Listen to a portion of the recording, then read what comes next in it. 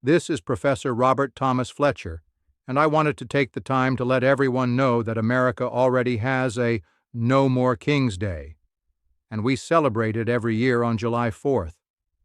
On July 4th, 1776, a group of visionaries gathered in Philadelphia to issue a thunderous declaration. In just 1,037 words, the colonies stated their case against King George III, not merely as a list of grievances but as a formal renunciation of monarchy itself. They declared independence from a system of inherited power, royal decrees, and unaccountable authority. The revolution was not simply military or economic, it was political and philosophical. It was, in essence, America's answer to the question of kings. No more. That sentiment, no more kings, was more than a slogan. It became the foundation of a radically different political experiment. And despite the challenges, setbacks, and conflicts of the centuries that followed, the United States has stayed true to the central promise of that declaration. Power must come from the people, not from bloodlines or birthrights. Critics of American governance today often point to dysfunction, polarization, or political corruption, and argue that we are returning to a kind of modern monarchy, an elite ruling class, unaccountable bureaucracy, or demagogic leadership.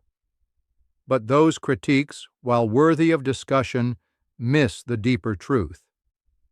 America resolved the monarchy question in 1776, and we continue to reaffirm it every election cycle. America has already rejected an American king. The Declaration of Independence does not mince words when it addresses the tyranny of King George III. He is accused of dissolving representative houses, obstructing justice, manipulating immigration laws, and maintaining standing armies without consent. But beyond the particulars, the fundamental claim is this: a just government derives its power from the consent of the governed, not from royal privilege. That idea, radical in its time, is now so embedded in American life that we often take it for granted. Yet, it is no less revolutionary today. America exists as government of the people, not a king unlike a monarchy, where power flows from one to the many. The American system begins with the many. We, the people, are the source. Our president is not born into authority. He or she must earn it through the vote. Our Congress is not appointed by nobility. It is elected by citizens from every state and district. Our laws are not handed down by decree.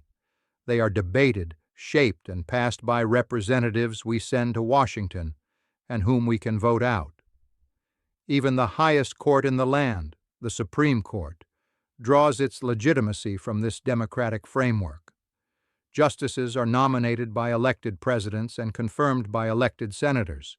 The people, directly or indirectly, are always in charge. Some will argue that this system has flaws, and of course it does. No human institution is perfect. But the core principle that no one rules by divine right or royal inheritance remains ironclad. America may have political families or famous names, but no one holds power automatically. Even the most powerful must face voters. My proof that there is no king in America is the power of peaceful transfer every 4 years. One of the clearest markers of America's rejection of monarchy is the peaceful transfer of power. Every 4 years, the nation reaffirms its identity by holding elections that decide who will lead next. And despite turmoil or tension, that transfer almost always happens peacefully, a global rarity and a tribute to the system the founders envisioned. The Constitution, adopted in 1787, was designed specifically to prevent the concentration of power that characterized monarchies. It divides authority across 3 branches.